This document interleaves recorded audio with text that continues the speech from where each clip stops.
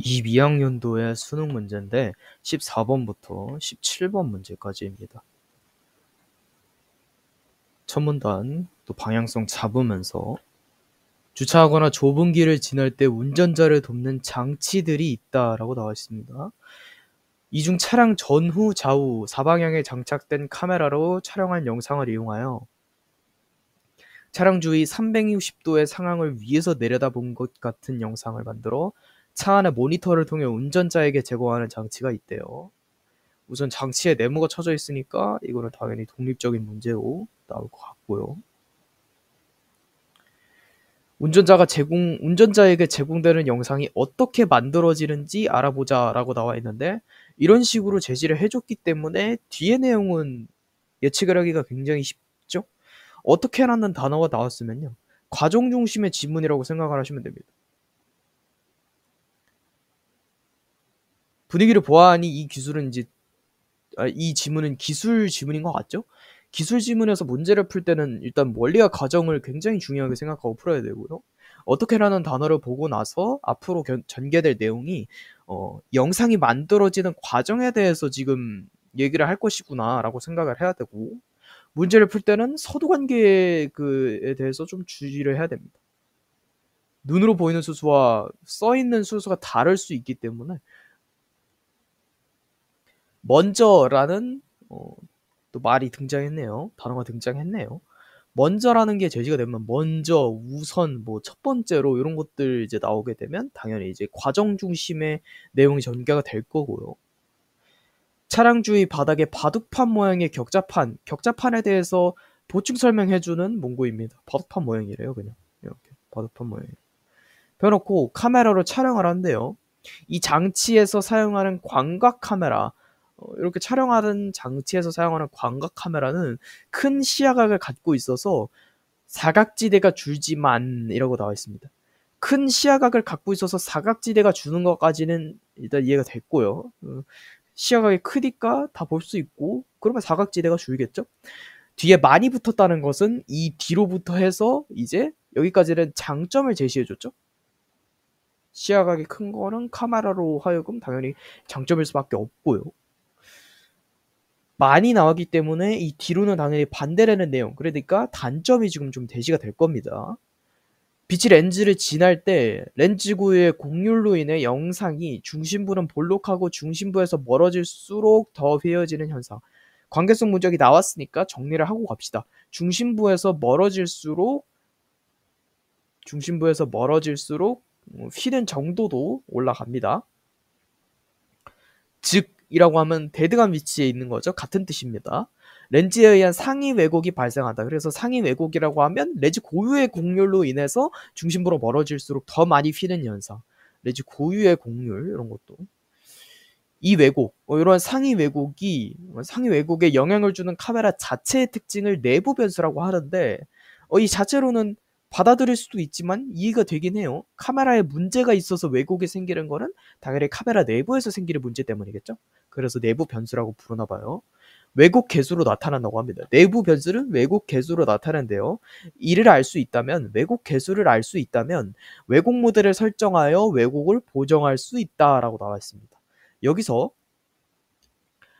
렌즈에 의한 상위 왜곡, 그러니까 렌즈가 가진 고유의 곡률로 인해서 영상에 왜곡이 발생하는 이 현상을 문제 상황이라고 본다면 왜곡을 보정할 수 있다. 그래서 왜곡 모델 설정해갖고 왜곡을 보정할 수 있다라고 나오는 부분에서 당연히 S 해결책이 나오는 부분을 볼 수가 있고요. 한편이라고 하면서 또 연결사가 좀 제시가 됐습니다. 여기 내부 변수. 내부 변수라는 말이 제시가 됐으면은요. 좀 더 나아가서 외부 변수까지도 좀 생각을 해줘야 돼요. 그래서 한편의 기점으로 여기를 전환이 되는 부분이니까 이제는 내부 변수가 아니라 외부 변수에 대해서 좀 얘기를 할 것 같다라고 예측을 하고 들어가야 돼요. 그래야지 경중의 파악이 가능합니다. 차량에 장착된 카메라의 기울어짐 등으로 인해 발생하는 왜곡의 원인을 외부 변수라고 한다. 여기서부터는 좀 정리를 하고 가줘야겠죠. 이 부분을 좀 지워주고 내부 변수와 외부 변수가 있었어요.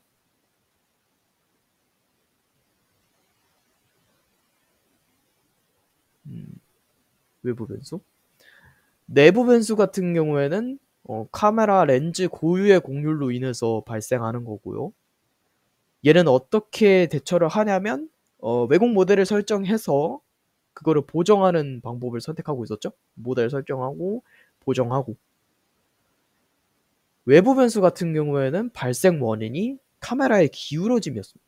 이것도 받아들일 수 있지만 이해가 가는 게 외부 변수라고 하면 외부에서 영향을 받는 변수니까 카메라가 기울어져 있는 거는 카메라 자체의 문제가 아니라 주변 환경 문제잖아요. 그렇기 때문에 외부 변수라고 할 수 있겠죠. 그래서 카메라가 기울어져서 발생하는 거였고 변수라고 하고 대처법을 이제 뒤로 나오겠죠. 해결 과정은. 촬영된 영상과 실색의 격자판이라고 나와 있는데 여기는 동어 치환이 어떻게 되는 거냐면 일단 촬영된 영상 같은 경우에는 광각 카메라로 촬영한 영상이 되겠고요. 실색의 격자판이라고 하면 바둑판 모양의 격자판이 되겠죠. 요거 두 개를 비교하면 영상에서 격자판이 회전한 각도나 격자판의 위치 변화를 통해 카메라의 기울어진 각도 등을 알 수 있으므로 왜곡을 보정할 수 있다. 그래서 이 외부 변수를 보정하는 요인에는 촬영된 영상과 실색의 격자판을 비교해가지고 왜곡을 보정하는 방법을 채택하고 있다. 이 문항까지 읽었으니까 이 개념을 묻는 14번 문제에 대해서 근거를 조금이나마 될 수 있을 것 같아요. 차량 주위를 위에서 내려다본 것 같은 영상은 360도를 촬영하는 카메라 하나를 이용하여 만들어진다. 하나를 이 문자 같은 경우가 기술 지문에서 굉장히 많이 나오는 유형인데 중간에 틀린 단어를 삽입하는 것입니다. 차량을 위에서 본 것 같이 360도로 촬영을 하고 자동차에 도움이 되고 이런 내용들 1문단에서 제시가 됐었지만 전후좌우라는 사방향에 장착된 카메라라고 했기 때문에 하나라는 이런 발언은 틀렸다고 할 수 있겠죠.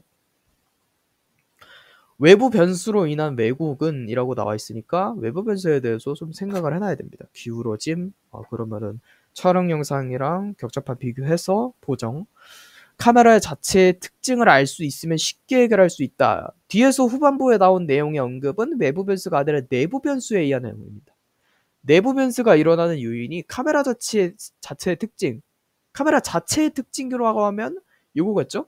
고유의 곡률과 약간 동어 치환이 조금씩 되는 부분이 보이고 있죠. 그래서 고유의 곡률을 잘 알고 뭐 이런 변수 같은 거 알고 왜곡 계수 같은 거 알고 이러면 보정할 수 있는 게 내부 변수였죠. 근데 이거는 외부 변수에 대한 내용으로 지금 잘못 짝짓기를 해놨기 때문에 틀렸습니다. 차량의 전후좌우 카메라에서 촬영된 영상을 하나의 영상으로 합성 후 왜곡을 보정한다라고 나와 있는데 일단 합성하는 과정은 뒤에서 나올 것 같은데 아직 나오지 않았고요. 우리가 읽고 있는 부분이 먼저 제시가 된 걸 보아서 과정에서 앞서 있는 거죠. 근데 앞서 있는 과정에서 지금 보정을 했기 때문에 이거는 당연히 서두관계가 틀렸다고 할 수 있습니다. 영상이 중심으로부터 멀수록 크게 휘는 것은 맞는 말이죠. 크게 휘는 것은 왜곡 모델을 설정하여 보정할 수 있다. 맞죠? 이것이 이제 내부 변수에 대한 내용이었기 때문에 정확히 맞는 선지가 됩니다. 그래서 5번은 아직 이제 카메라 시점의 영상 3차 문자표 이런 것들 아직 안 나왔기 때문에 한번 보도록 할게요. 그리고 뒤에서 제시한 문제는 기역과 디귿 그리고 나머지는 원리 적용 문제 그 다음에 여기는 어휘 문제가 나와 있는데 풀 수 있는 문제가 어휘 문제밖에 없네요. 일단 니은 디귿까지 다 읽고 나서 나머지 문제를 풀어줘야 될 것 같아요.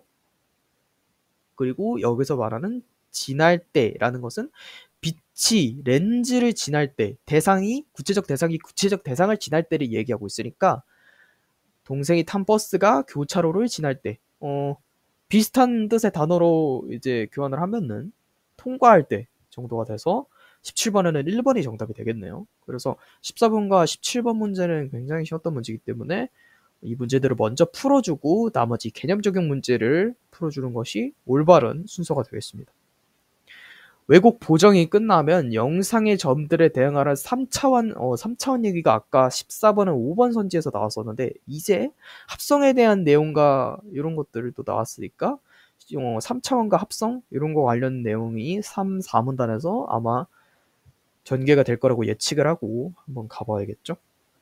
왜곡 보정이 일단 끝나면 왜곡 보정이 끝나면이라고 하면서 2문단까지의 과정이 왜곡 보정에 대한 과정이었던 것까지 제시를 해주고 있어요.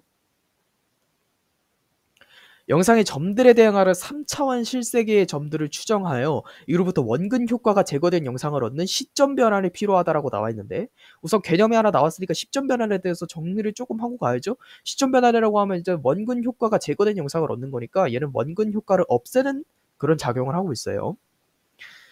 카메라가 3차원 실세계를 2차원 영상으로 투영하면 크기가 동일한 물체라도 카메라로부터 멀리 있을수록 더 작게 나타나는데, 일단 관계성 문장이 있으니까 정리하고 가면 카메라로부터 멀어질수록 크기는 작아진다.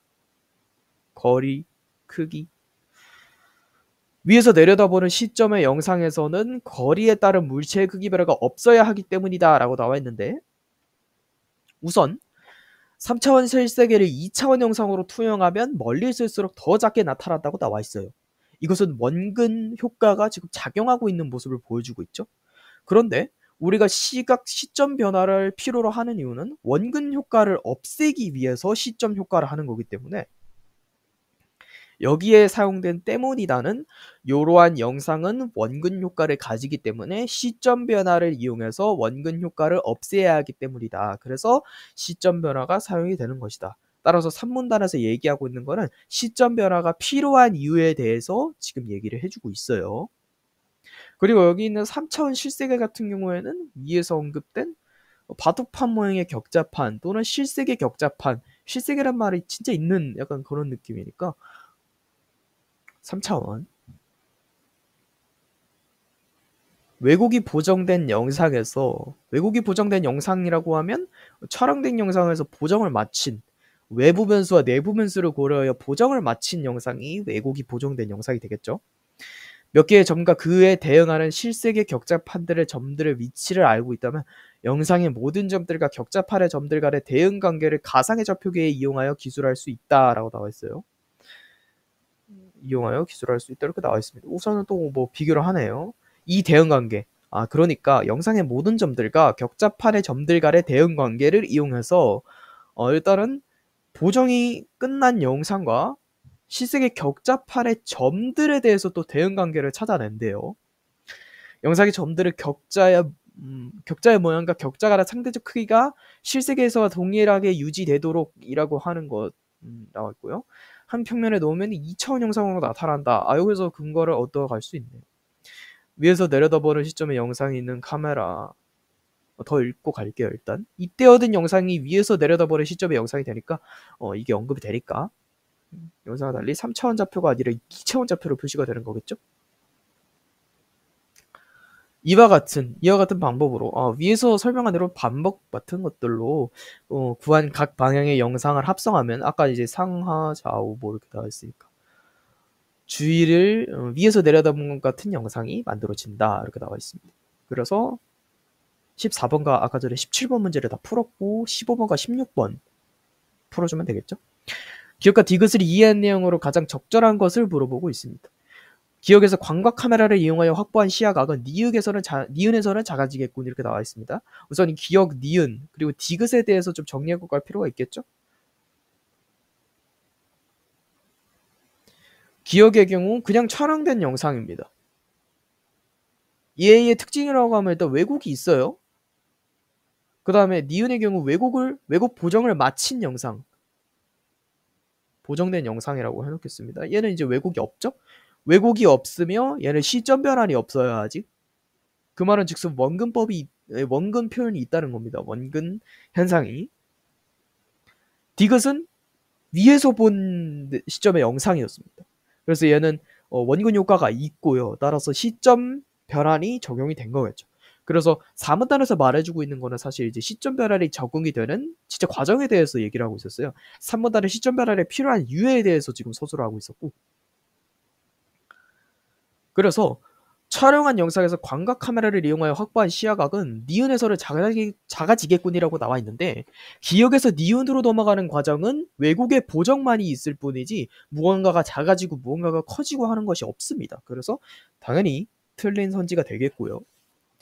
니은에서는 기억과 마찬가지로 렌즈와 격자판 사이의 거리가 멀어질수록 격자판이 작아 보이겠군이라고 나와 있는데 맞습니다. 왜냐하면 기억, 니은 같은 경우 아직 시점 변환이 적용되지 않은 영상들이에요. 그렇기 때문에 원근 효과가 작용을 하고요. 격자판 사이의 거리가 멀어질수록 격자판이 작아 보이겠군이라고 하는 것은 지금 원근 효과가 적용이 되고 있는 모습이니까 당연히 2번은 맞는 선지가 됩니다. 니은 해설은 기역에서 렌즈와 격자판 사이의 거리에 따른 렌즈의 곡률 변화로 생긴 휘어짐이 보정되겠군이라고 나와 있는데 요 3번 선지도 14번의 1번 선지처럼 맞는 것 같아 보이는 내용에 잘못된 단어를 약간 삽입하는 틀린 단어 삽입하는 기술 지문에서 특히 많이 나오거든요. 그런 거를 지금 보여주고 있습니다. 우선은 곡률 변화로 생긴 휘어짐이 보정되는 것은 맞으나 니은에서는 기역에서 생긴 곡률이 왜곡이 보정되는 것은 맞으나 이 휘어지는 왜곡의 이유가 격자판 사이의 거리에 따른이라고 나와 있어요. 본문에서 언급한 바에 따르면 고유의 곡률이라고 나와 있습니다.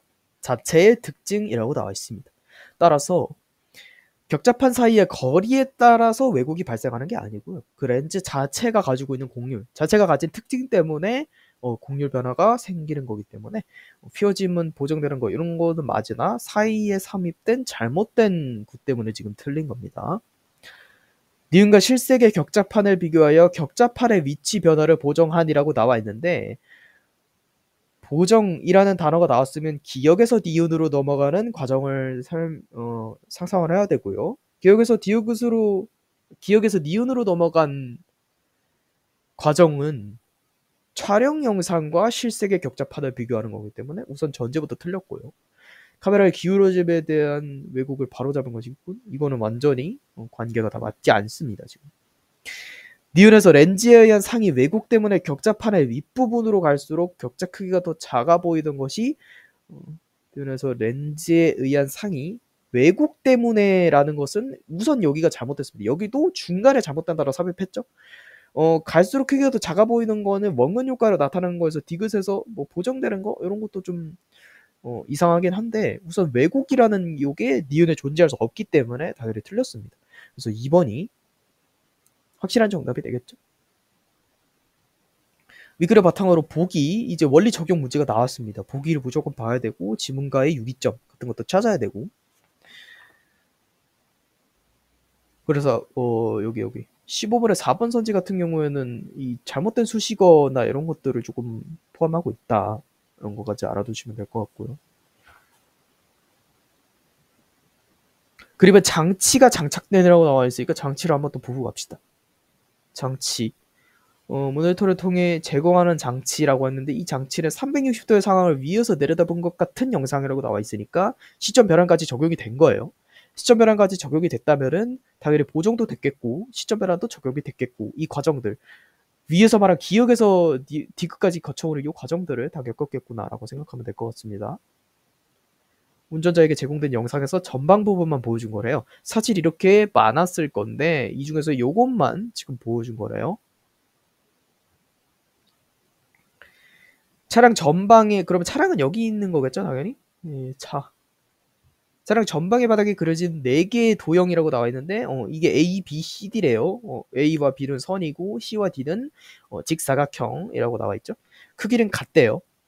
P와 Q는 각각 영상 속 임의의 한 점이라고 나와 있습니다.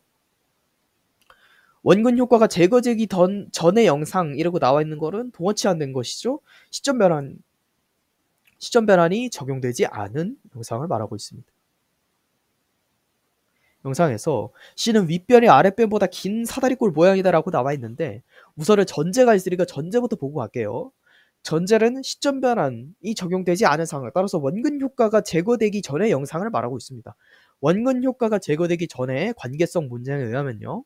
카메라에서 멀어질수록 이제 크기가 작아지는 그런 효과를 가지고 있었기 때문에 C의 윗변과 아랫변을 물어보고 있어요. 차량의 기준으로는 여기가 앞이기 때문에 여기가 가까운 거고 여기가 먼 게 되겠죠. 따라서 원근 효과가 적용이 된다면 C의 윗변이 짧아 보이고 C의 아랫변이 길어 보일 겁니다. 그런데 1번 선지에서는 윗변이 아랫변보다 긴 사다리꼴 모양이라고 제시를 했기 때문에 틀린 선지가 되겠고요. 시점 변환 전 영상에서 D는 C보다 더 작은 크기로 영상의 아래쪽에 위치한다라고 나와 있는데 시점 변환 전의 영상은 당연히 원근 효과가 제거되기 전의 영상이라는 것에 동호치환이 되겠고요. 그러면 여기서 원근 효과가 적용이 되는 거고, D는 C보다 더 작은 크기로 영상이 아니라 D가 차량을 기준으로 더 앞에 있기 때문에 더 크게 보이겠죠. 그래서 2번 선지도 틀렸다고 할 수 있고요. A와 B는 P와 Q에 간의 대응 관계를 이용하여 바닥에 그려진 도형의 크기가 유지되려 한 편면에 놓은 것이다 라고 나와 있는데, 대응 관계에 대해서 한번 생각을 해봅시다. 우선은 이러한 위에서 내려다보는 영상을 만들기 위해서는 대응 관계를 알아야 되는데, 그 대응 관계는 어느 대응 관계를 이용하는 거냐면 왜곡이 보정된 영상의 점들과 격자판 사이의 점들 간의 대응 관계를 이용하는 것이지, P와 Q 간의 대응 관계는 그냥 영상에 있는 점들 간의 대응 관계만 따진 거예요. 따라서 이 3번 문제를 정답으로 체크를 했다면은 비교 범주 파악을 조금 못했을 경우가 있다. 그래서 촬영된 영상하고 실세계의 격자판의 점들 사이의 대응 관계를 이용해가지고 이렇게 평면에 놓은 거예요. 그래서 틀렸다고 할 수 있고요. B에 대한 A의 상대적 크기라고 나와 있으니까 A를 좀 더 주의해서 봐야겠죠. A의 상대적 크기는 가상의 좌표계를 이용하여 시점을 변환하기 전에 영상에서보다 더 커진 것이다 이렇게 나와 있는데, 시점을 변환하기 전 영상이라는 것은 원근 효과가 제거되기 전, 시점 변환 전의 영상, 따라서 원근 효과가 적용되는 영상을 말하고 있는 거죠. 원근 효과가 적용되기 전에는 A는 카메라로부터 멀리 있기 때문에 당연히 작아 보일 거예요. 그런데 문제 상황처럼 후로 넘어오면서 시점 변화를 겪었습니다. 그렇다면 시점 변화의 특징에 대해서 서술한 부분을 다시 짚고 가야겠죠? 시점 영상에서는 거리에 따른 물체 크기 변화가 없어야 한다고 했기 때문에 원근 효과가 삭제가 되는 것이고요. 원근 효과가 없어지면은 기존에 작아 보였던 A도 좀 더 크게 보일 수 있게 되겠죠? 그래서 4번이 맞는 선지가 되겠다. P가 A 위에 한 점이라면 A는 P에 대응하는 실세계의 점이 시점 변화를 통해 선으로 나타난 것이다. 시점 변화는 원근 효과, 이 차량을 기준으로 해서 앞뒤의 상황만, 앞뒤의 거리 상황만 지금 바꿔주는 것이지, 점이 선이 되고 이런 과정은 완전히 논제에서 벗어난 선지이기 때문에 4번이 확실한 정답이라고 할 수 있겠습니다.